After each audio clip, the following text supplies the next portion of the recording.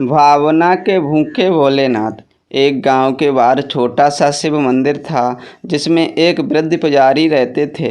एक दिन एक गरीब माँ अपने नन्हे से बालक को मंदिर के द्वार पर छोड़कर चली गई।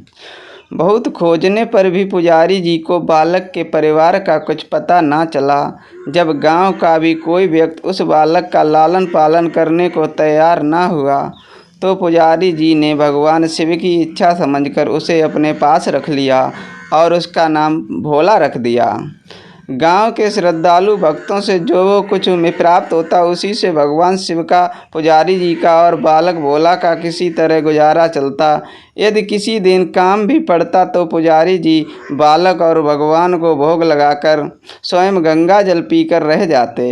धीरे धीरे भोला बड़ा होने लगा और अब वह पुजारी जी के कामों में हाथ बटाने लगा। वृद्ध पुजारी जी के थके हारे हाथों को कुछ आराम मिलने लगा, इसलिए उन्होंने भोला को मंदिर की सफाई, भगवान शिव की पूजा, उनके भोग लगाने और उनकी आरती करने की विधि अच्छी प्रकार समझा दी। अब वे स्वयं भगवान शिव के नाम जप और संकीर्तन में समय व्यतीत करने लगे। एक दिन भगवान शिव के मंगलकारी नाम शिव शिव शिव का जाप करते हुए ही उनके प्राण छूट गए। अब बालक भोला का इस संसार में भगवान शिव के सिवा और कोई सहारा ना रहा। उसने पुजारी जी की ये 3 बातें कभी नहीं भूलीं।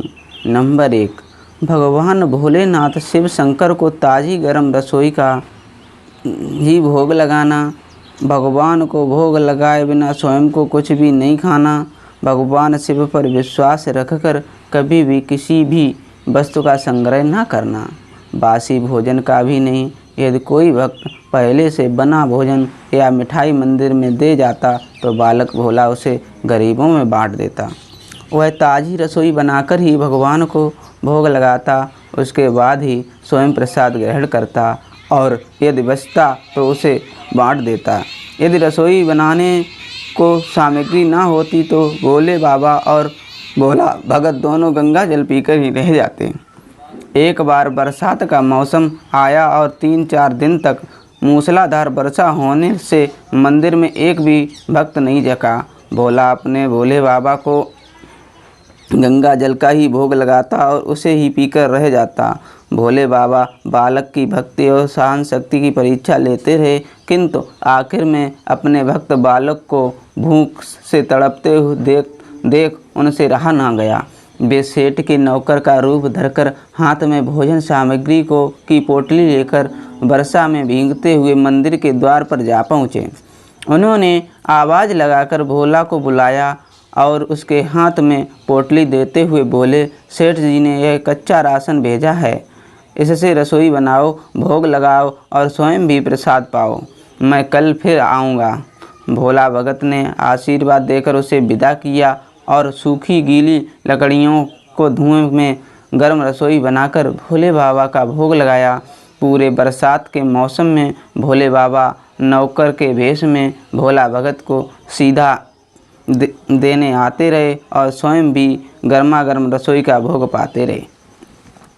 एक दिन भोला भगत ने सोचा कि सेठ जी को कच्चा राशन भेजते हुए 4 महीने हो चले हैं, किंतु वे स्वयं कभी मंदिर में भोले बाबा का प्रसाद ग्रहण करने नहीं आए।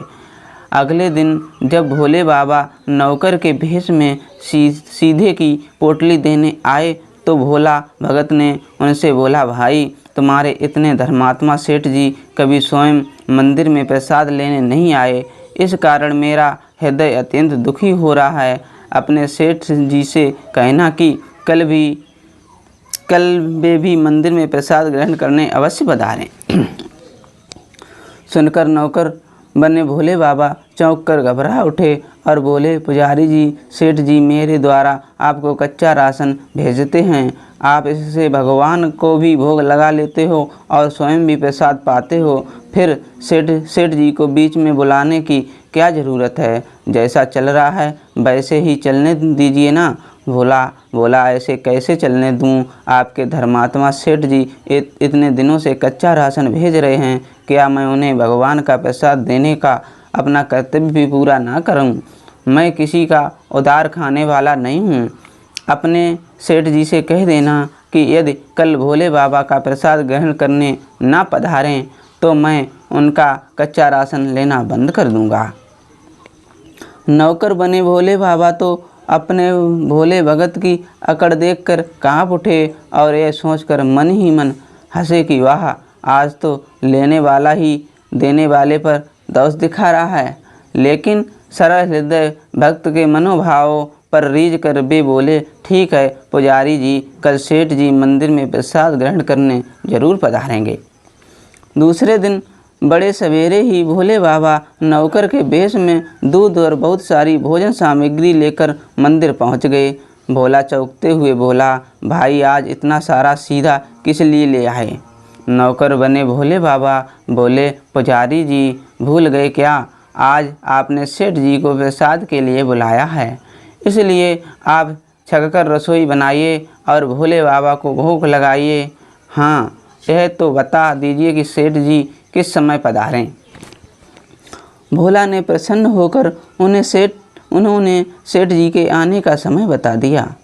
अब भोला भगत की इच्छा पूर्ण करने के लिए भोले बाबा कैलाश पर सेठ का रूप धारण करने लगे। इधर अपने स्वामी को एक प्यारे भक्त के यहाँ जाने का समाचार सुनकर ममतामयी अन्नपूर्णा माँ पार्वती भी भला कैसे पीछे रहती। वे भी पति की आज्ञा लेकर सेठानी का रूप धारण करने में जुट गईं। भोले बाबा ने अपने गले से मुंडों की माला उतार दी, शरीर पर लगी भस्म, कमर पर पहना हुआ बागंबर और बाहों और कानों में पहने सांपों के हार भी उतार कर रख दिए। उन्होंने एक मखमल का सुंदर कुर्ता धारण कर लिया, अपनी जटाएं सीधी कर गंगा और चंद्रमा को उसमें छिपा लिया और ऊपर से एक सुंदर रंग बिरंगी पगड़ी पहन ली। सदैव नंगे और पैर विचरण करने वाले शिवजी ने आज अपने पैरों में रेशमी जूतियां धारण कर लीं। हाथ का त्रिशूल और डमरू भोले बाबा ने नंदी के हाथ में थमा दिया और अपने हाथ में एक सुंदर छड़ी लेकर पार्वती जी के तैयार होने की प्रतीक्षा करते हुए कैलाश पर चहलकदमी करने लगे। इधर पार्वती जी घंटों से तैयार होने में जुटी हुई थीं। उन्होंने आज अपने पतिदेव के नगर में बनी सुंदर बनारसी साड़ी निकाल कर पहनी, जिसका रंग सेठ बने शिवजी के कुर्ते से मैच कर रहा था। उन्होंने सोने चांदी हीरे के जगमगाते हुए आभूषण धारण कर लिए, बगल में सुंदर सा पर्स ले लिया और भोले बाबा के बार बार आवाज़ लगाने के बाद श्रृंगार कक्ष से बाहर निकलकर आईं। तब पार्वती जी और शिव जी ने एक दूसरे को सेठ सेठानी के वेश में देखा तो वे चकित होकर एक दूसरे को निहारते ही रह गए। दोनों एक दूसरे को देखकर निहाल हुए जा रहे थे। इससे पहले उन्होंने कभी एक दूसरे का ऐसा सुंदर रूप देखा ही नहीं था।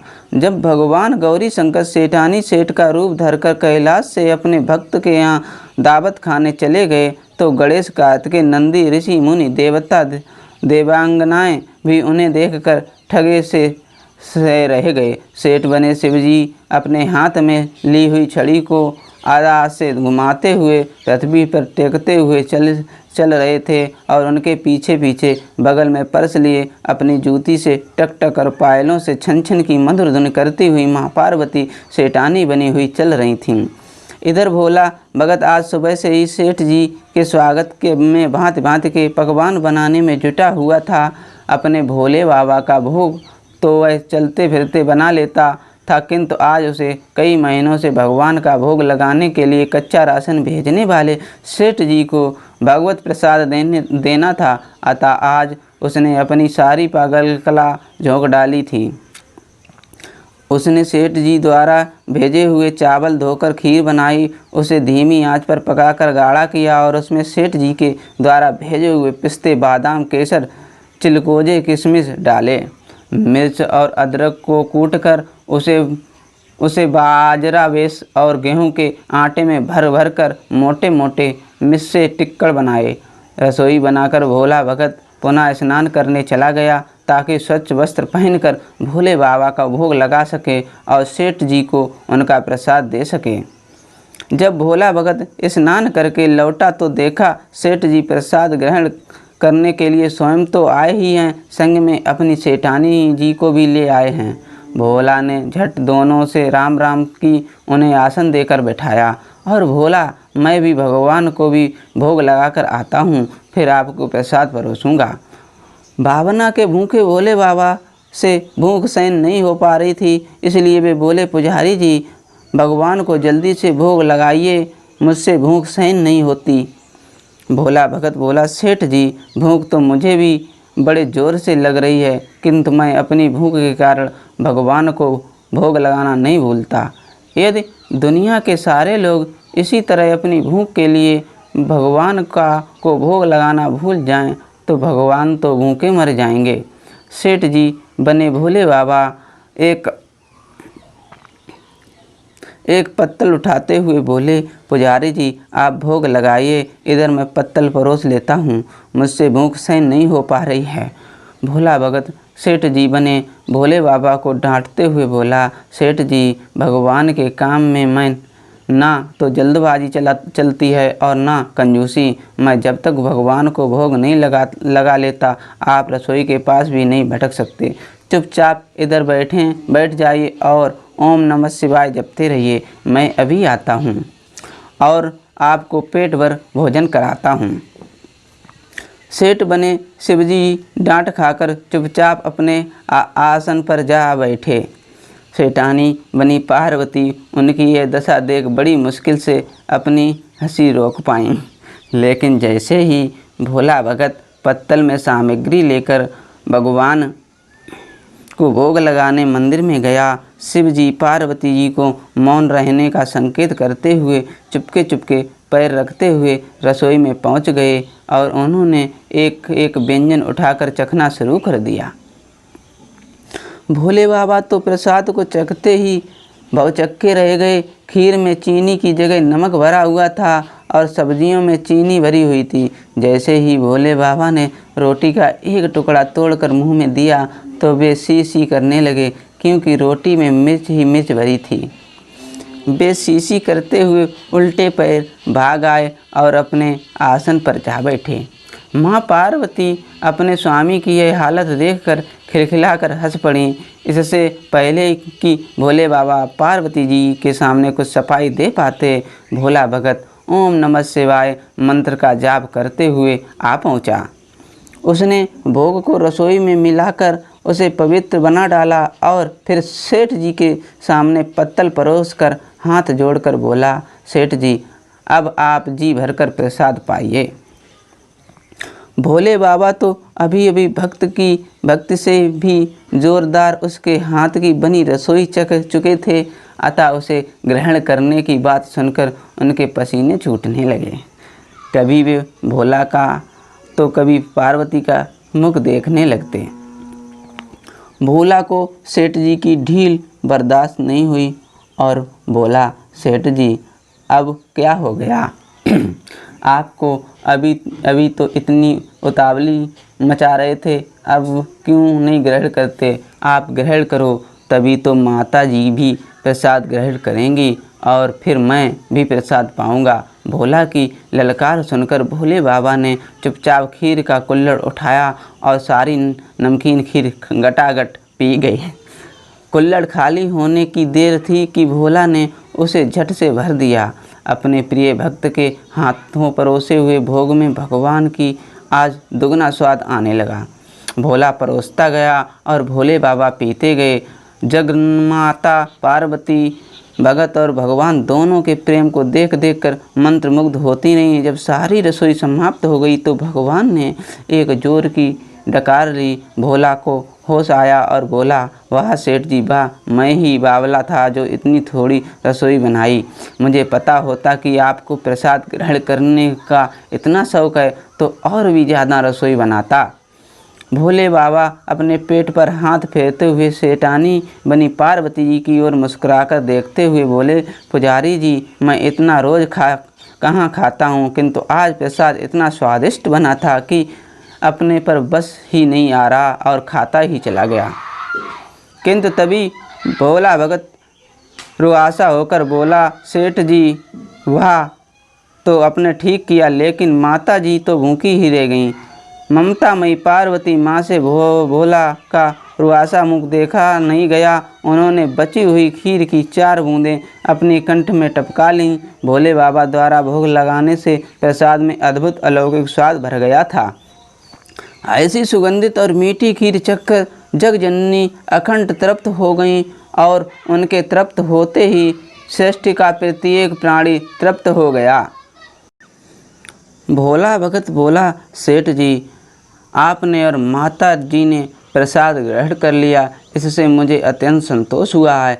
समझ लीजिए कि आप दोनों द्वारा प्रसाद ग्रहण करने से मेरा भी पेट भर गया। मेरी तो वैसे भी महीने में 4-4 एकादशी हो जाती हैं, किंतु मैं भी एक दाना ले ही लेता हूँ, जिससे कि भोले बाबा के प्रसाद का अनादर न हो। यह कहकर जैसे ही भोला ने खीर के पात्र में लगा चावल का एक दाना उठाकर अपने कंठ में डाला, उसकी जन्म जन्मांतर की भूख प्यास मिट गई और समस्त वासनाओं और इच्छाओं की तृप्ति हो गई। उसके ज्ञान के नेत्र खुल गए और उसने देखा कि उसके सम्मुख त्रिलोकीनाथ भगवान शंकर और जगजननी माँ पार्वती आशीर्वाद की मुद्रा में मुस्कुराते हुए खड़े हैं।